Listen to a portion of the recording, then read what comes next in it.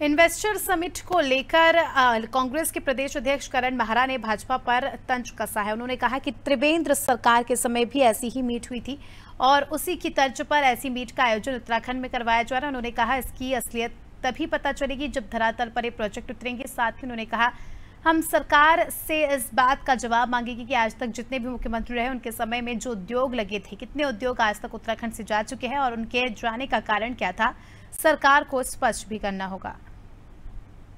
केवल और केवल कुकर्मों को ढकने का एक प्रयास मात्र है और त्रिवेंद्र रावत की सरकार में जो इस तरह के मीट हुए थे उसी की तर्ज पे ये है।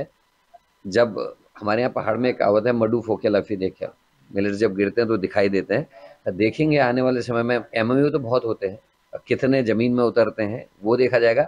और ये भी सरकार से पूछा जाएगा कि जितनी फैक्ट्रियाँ, जितने उद्योग हमारे यहाँ नरेंद्र तिवारी जी और अन्य मुख्यमंत्रियों की वजह से आए थे, उनमें से कितने वाइंड अप होकर यहाँ से चले गए हैं और उनके जाने का कारण क्या था, ये भी तो स्पष्ट होना।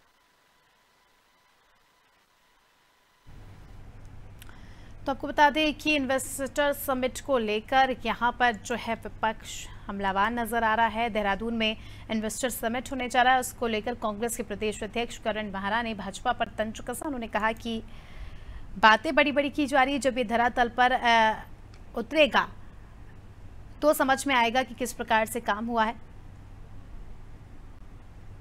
ज्यादा जानकारी लेंगे, सोनू हमारे सहयोगी इस खबर पर हमारे साथ जुड़ चुके हैं।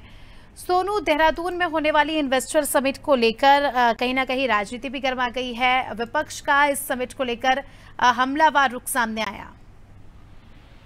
देखिए, जिस तरह से विपक्ष जो है वो कहीं सवाल खड़े कर रहा है और सत्ता पक्ष से जो है सरकार के लोग, मुख्यमंत्री और सरकार के रणनीतिकार लगातार ये प्रयास कर रहे हैं कि कैसे ज्यादा से ज्यादा निवेश जो है वो उत्तराखंड में हो और उत्तराखंड का चहुमुखी विकास।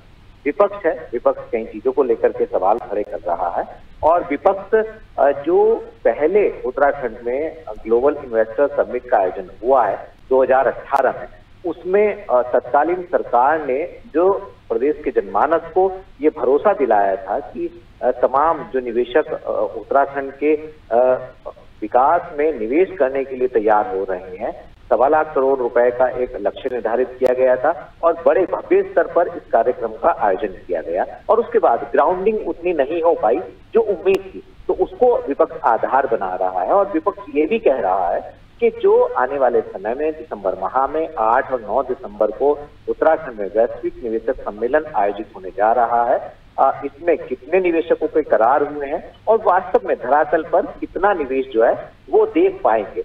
हालांकि अभी दिसंबर के बाद इसकी पूरी तस्वीर जो है वो जब जाहिर हो पाएगी, लेकिन फिलहाल जिस तरह से मुख्यमंत्री कमान संभाले हुए हैं, शासन के उच्च स्तर के अधिकारी जो हैं वो निवेशक सम्मेलन में तन्मयता दिखा रहे हैं और अलग अलग समय पर अलग अलग निवेशकों से अलग अलग स्थानों पर करार कर रहे हैं और मौजूदा शासन के ही कुछ उच्च अधिकारी, अपर मुख्य सचिव स्तर के, वो लगातार मॉनिटरिंग भी कर रहे हैं कि किस तरह से जो निवेश करने के लिए एमओयू हो रहे हैं इनको धरातल पर कैसे उतारा जाएगा। और इस सम्मेलन से पहले जो तमाम निवेशक हैं उनको यहाँ ग्राउंड जीरो का मौका मुआयना भी कराया जाएगा। जो किसी भी स्तर पर कहीं पर भी कोई भी कठिनाई आती है तो उसका तत्काल समाधान किया जाएगा। तो अब ये देखना होगा जिस तरह से विपक्ष सवाल खड़े कर रहा है और सरकार की तरफ से जो कार्य संस्कृति आगे बढ़ाई जा रही है, इसके आने वाले समय में किस तरह के परिणाम सामने आएंगे। जी चलिए सोनू, बने रहिए हमारे साथ, जल्दी आपका रुख करेंगे। तो दर्शकों को बता दें कि खबर आपको बताई